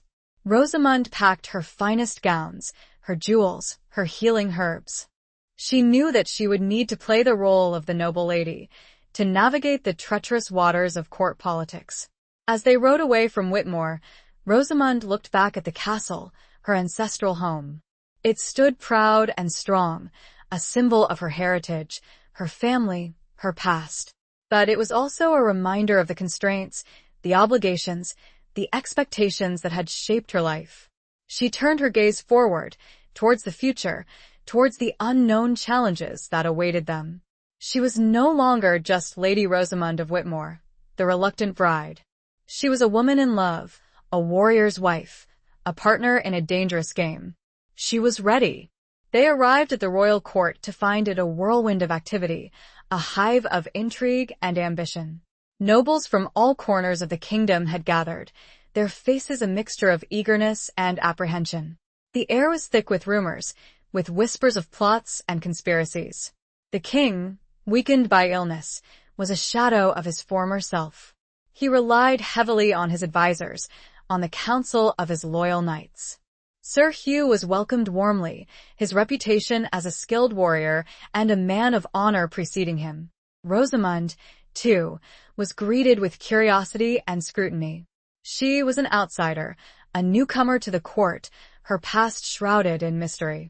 She knew that she would have to tread carefully to navigate the treacherous currents of courtly life. She soon discovered that the rumors of unrest were true. The northern lords, emboldened by Elmsworth's failed rebellion, were growing increasingly defiant. They were demanding greater autonomy, greater power, threatening to break away from the kingdom altogether. The king, desperate to avoid another war, was seeking a peaceful solution. He was sending envoys to the north, offering concessions, attempting to negotiate a settlement. Sir Hugh was tasked with leading one of these missions, a dangerous and delicate undertaking. He was to travel to the heart of the rebellious territory, to meet with the northern lords, to try to persuade them to lay down their arms. Rosamund, despite the danger, was resolved to stay with him. But she was beginning to realize that her mere presence could make things more difficult. Chapter 16. A Love Forbidden. The decision for Sir Hugh to lead the diplomatic mission to the north was met with mixed reactions at court. Some saw it as a wise choice, trusting in his reputation for honor and his proven ability in battle. Others whispered that he was too inexperienced, too closely tied to the recent scandal involving Elmsworth, to be an effective negotiator. Rosamund, ever present at his side, found herself caught in the cross-currents of these opinions, her own position precarious. She knew that her presence, while a comfort to Sir Hugh, could also be a liability. She was a woman in a man's world, a noble lady thrust into the harsh realities of political maneuvering. And she was, despite her bravery, still relatively unknown, her loyalty untested in the eyes of many. One evening, as they prepared for the journey north, Sir Hugh voiced his concerns. They were in their chambers, a small, sparsely furnished room that offered little privacy from the prying eyes and ears of the court. Rosamund, he said, his voice low and troubled. I fear for you. This mission is dangerous. And the court, it is not a safe place for you. Rosamund met his gaze, her expression resolute. I will not leave you, Hugh, she said. I will go with you, wherever you go. I will face whatever dangers come our way. He reached out, his hand covering hers. His touch was warm, reassuring. I know, he said, but I worry. There are enemies here, people who would use you against me. She knew he was right. She had seen the envious glances, the whispered insults, the subtle attempts to undermine her position. She had felt the weight of their scrutiny, the pressure to conform, to prove herself worthy. I will be careful, she said. I will not let them break me. He smiled, a sad, bittersweet smile. You are stronger than you know, Rosamund, he said. But strength is not always enough. Sometimes discretion is the better part of valor. He paused, his gaze searching hers. I have been thinking, he said.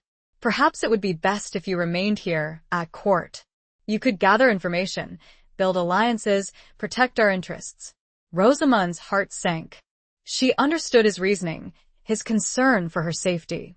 But the thought of being separated from him, of being left behind, filled her with dread. I do not want to be apart from you, she said, her voice trembling. Nor I from you, he replied. But it may be necessary. For your safety, for the success of the mission. They argued, their voices low and intense. Rosamond pleaded with him, arguing that she could be of more use by his side, that she could provide him with valuable insights, that she could protect him. But Sir Hugh was adamant. He would not risk her life, he said. He would not expose her to the dangers of the north. He would go alone, and she would remain at court, where she could be safe. Finally, Rosamond relented. She saw the determination in his eyes, the unwavering resolve. She knew that she could not change his mind. She agreed to stay, but with a heavy heart. She promised him that she would be vigilant, that she would gather information, that she would do everything in her power to support his mission. The day of Sir Hugh's departure arrived, and Rosamond felt a profound sense of loss. She watched him ride away, his figure disappearing into the distance, her heart aching with a mixture of love and fear. She was alone again, surrounded by enemies, facing an uncertain future. But she was not defeated. She would honor her promise to Sir Hugh. She would be his eyes and ears at court, his advocate, his protector. She began to navigate the treacherous waters of courtly life, using her intelligence, her charm, her femininity to her advantage. She attended social gatherings, engaged in conversations, listened to rumors and gossip. She learned to read between the lines, to decipher the hidden meanings, to identify the players and their motives. She discovered that the court was even more divided than she had realized. There were factions vying for power, alliances shifting like sand, secrets whispered in dark corners. The king, weakened by illness, was struggling to maintain control, his authority increasingly challenged. Rosamond found herself drawn into a web of intrigue, a game of deception and betrayal. She made allies, she made enemies, she learned to play the game. She used her knowledge of herbs and healing to gain favor with some, her wit and intelligence to impress others. She began to uncover whispers, hints of a plot far greater and reaching than any had imagined. One name surfaced, again and again, whispered in fear. Chapter 17. The King's Decree. The name that surfaced repeatedly in the hushed whispers of the court was Lord Valerius, a powerful and ambitious nobleman with a reputation for ruthlessness and a thinly veiled disdain for the ailing king.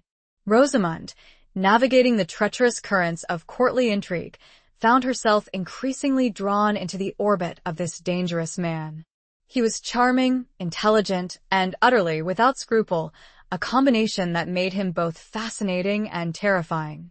Valerius seemed to take a particular interest in Rosamond, seeking her out at social gatherings, engaging her in conversation, showering her with compliments.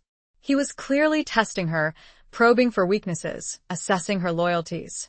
Rosamond, aware of the danger, played along, careful to reveal nothing of her true feelings, her connection to Sir Hugh, her suspicions about Valerius's own motives.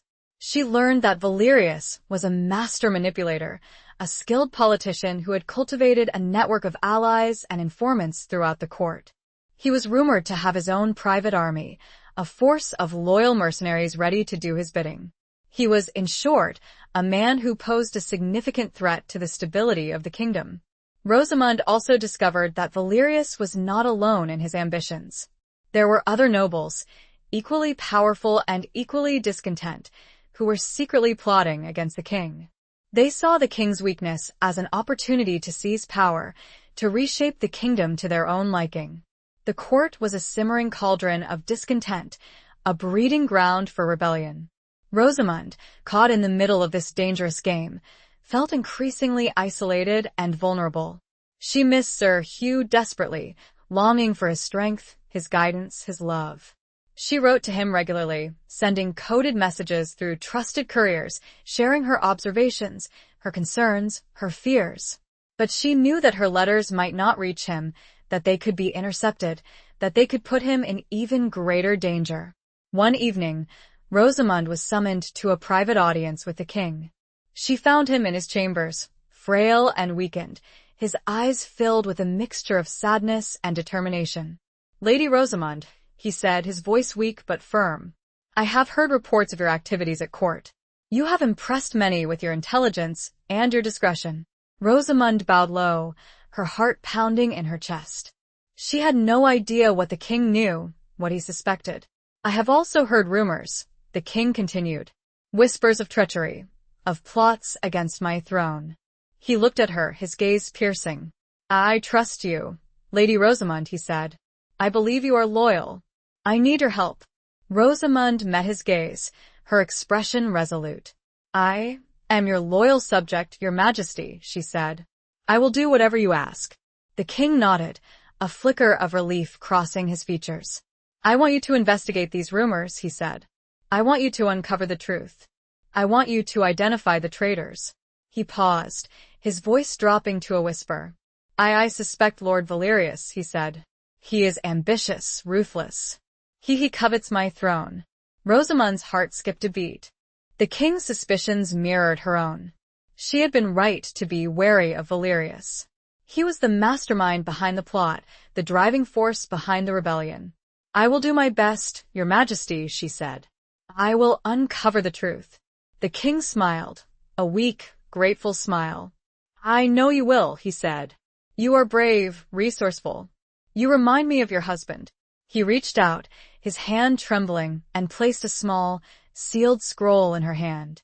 "This is my decree," he said. "It authorizes you to act in my name. It gives you the power to investigate, to arrest, to punish." Rosamond took the scroll, her fingers closing around it tightly. It was a heavy responsibility, a dangerous power. But it was also an opportunity, a chance to strike a blow against the traitors, to protect the king, to save the kingdom, to help ensure Hugh's safe return. "I will not fail you, your majesty," she said. She left the king's chambers, her mind racing.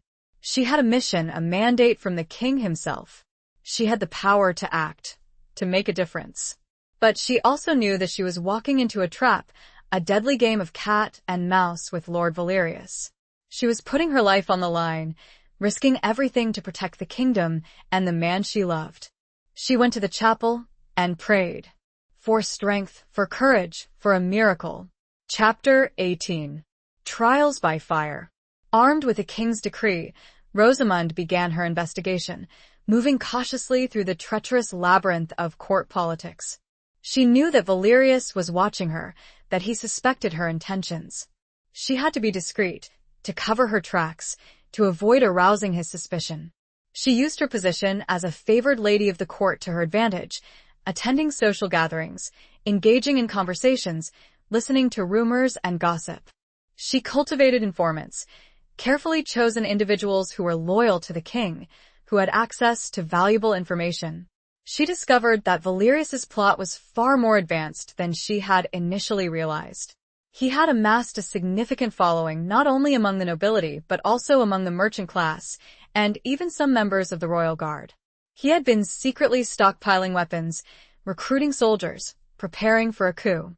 Rosamond realized that time was running out. Valerius was planning to strike soon, to seize the throne while the king was weak and vulnerable. She had to act quickly, to gather enough evidence to expose his treachery, to alert the king's loyal forces, to prevent the rebellion. She decided to take a risk, a dangerous gamble. She would confront Valerius directly, hoping to provoke him, to force him to reveal his hand. She arranged a private meeting with him, using the pretext of discussing a matter of mutual interest. She met him in his chambers, a lavishly decorated room that reflected his wealth and power. Valerius greeted her with his usual charm, his eyes gleaming with a mixture of amusement and menace. He offered her wine, which she politely declined. "Lady Rosamond," he said, his voice smooth and seductive. "To what do I owe the pleasure of this unexpected visit?" Rosamond met his gaze, her expression unwavering.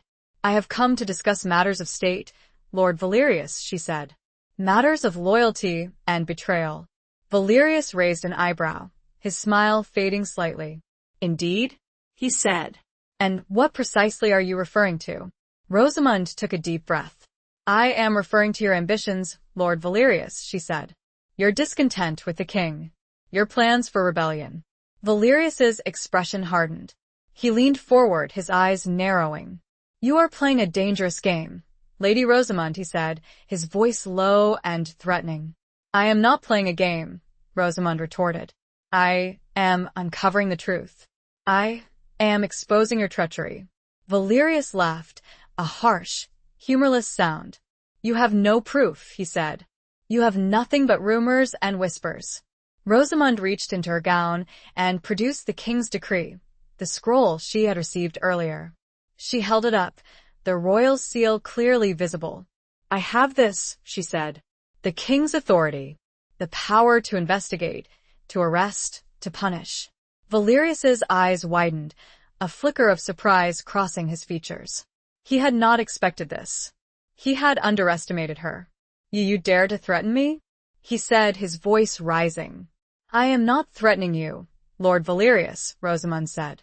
"I am warning you. Surrender now, and you may yet save yourself. Continue with your treasonous plot, and you will face the king's justice." Valerius stood up, his face contorted with rage. You insolent woman," he shouted. "You think you can defeat me? I have power, influence, an army at my command." He signaled to his guards, who had been standing silently in the shadows. They stepped forward, their swords drawn. "Seize her," Valerius commanded. Rosamund knew that she was trapped. She had walked into his lair, and now she was at his mercy. But she did not regret her actions. She had done what she had to do. She had confronted the traitor. She had exposed his plot. She had shown her loyalty to the king. As the guards advanced towards her, she closed her eyes, bracing herself for the inevitable. She thought of Sir Hugh, of his love, of his courage. She prayed that he was safe, that he would return to her. She heard, distantly, shouting and the ring of steel, and she was knocked, hard, to the floor. It was chaos. Chapter 19. The Battle for Tomorrow. The chaos that erupted in Valerius's chambers was swift and brutal. Rosamund, knocked to the floor by the force of a guard's shove, lay dazed, the sounds of fighting echoing around her. She heard the clash of steel, the shouts of men, the grunts of pain. She smelled blood, fear, and the acrid scent of burning tapestries. She struggled to her feet, her head spinning, her body aching. She saw Valerius, his face contorted with rage, directing his guards, urging them to kill her. But she also saw other figures, fighting alongside her, defending her. It was Lord Markham's men, she realized, her heart leaping with a mixture of relief and disbelief. They had followed her, anticipating trouble, ready to intervene. They had burst into the chambers, swords drawn, engaging Valerius's guards in a fierce melee. Rosamund, though unarmed, was not helpless. She grabbed a heavy candlestick from a nearby table and swung it at a guard who was approaching her, striking him on the head. He staggered, momentarily stunned, giving her a chance to escape. She fled the chambers, running through the corridors of the palace, the sounds of fighting still ringing in her ears. She had to reach the king, to warn him, to alert his loyal forces. She found the king in his chambers, surrounded by his guards, his face pale and anxious. He had heard the commotion, the sounds of battle. He knew that something was terribly wrong. "Your Majesty," Rosamund cried, rushing towards him. "Valerius, he is a traitor. He is plotting against you. He has an army." The king's eyes widened, his expression turning to one of grim determination. "I suspected as much," he said, his voice surprisingly strong. "But I did not know how far his treachery had gone." He turned to his guards, his voice commanding. "Sound the alarm," he ordered. "Gather the loyal forces. We will fight." The guards obeyed instantly, their movements swift and efficient. The palace was thrown into a state of emergency, The sounds of trumpets blaring, of soldiers rushing to their posts, of weapons being drawn. The battle for the palace had begun. Rosamund, despite her fear, felt a surge of adrenaline, a sense of purpose. She would not stand idly by while the king and his loyal men fought for their lives. She would join them. She would fight alongside them. She found a discarded sword, its blade gleaming in the torchlight. She picked it up, her hand trembling slightly. She had practiced swordsmanship at the monastery, but she had never actually fought in a real battle. She joined the king's guards, forming a defensive line around his chambers. They waited, their hearts pounding, their eyes fixed on the door. They did not have to wait long. Valerius's forces, led by the traitor himself, stormed the corridor, their swords raised, their faces filled with fury. The clash was brutal, a whirlwind of steel and blood. Rosamund fought with a desperation she had never known before, her movements driven by instinct, by a fierce determination to survive, to protect the king, to defend the kingdom. She parried, she thrust, she dodged, she struck. She felt the sting of cuts, the impact of blows, the exhaustion of battle. But she did not falter. She fought on, fueled by adrenaline, by love, by loyalty. The battle raged for hours, the outcome uncertain. The king's forces, though outnumbered, fought with courage and determination. But Valerius's men were well-trained, well-equipped, and driven by a ruthless ambition. Rosamund saw men fall, both friend and foe. She saw the horrors of war, the brutality, the senseless loss of life. But she did not flinch. She continued to fight, her heart filled with a mixture of rage and sorrow. Suddenly, amidst the chaos, she heard a familiar voice, a voice that cut through the din of battle. Rosamund! She turned and saw him, riding a warhorse, his sword raised high, his face grim and determined. It was Sir Hugh. He had returned. He cleaved a path toward her, eyes blazing. And behind him rode not only his own men, but those who had ridden north, swayed by his words. Chapter 20. Redemption's Dawn. Sir Hugh's arrival turned the tide of the battle. His presence, a beacon of hope and courage, galvanized the king's forces, inspiring them to fight with renewed vigor. His skill with a sword, honed by years of experience, was unmatched. He cut down Valerius's men with swift, decisive strokes, clearing a path towards Rosamund. The sight of him, strong and resolute, filled Rosamund with a surge of relief and love. She had never been so glad to see anyone in her life. He was her protector, her champion, her husband. He reached her side, dismounting quickly, his eyes searching hers. "Are you all right?" he asked, his voice filled with concern. "I am now," she replied, her voice trembling. "You came back." "I would always come back for you," he said, his gaze unwavering. He embraced her, a brief, fierce hug. It was a moment of connection, of shared love, of unspoken promises. But there was no time for sentimentality. The battle still raged, and Valerius was still at large. "Where is he?" Sir Hugh asked, his voice grim. He was heading towards the king's chambers," Rosamund said. "He intends to kill him." Sir Hugh's jaw clenched. "I will not let him," he said. He mounted his horse again, his sword raised high.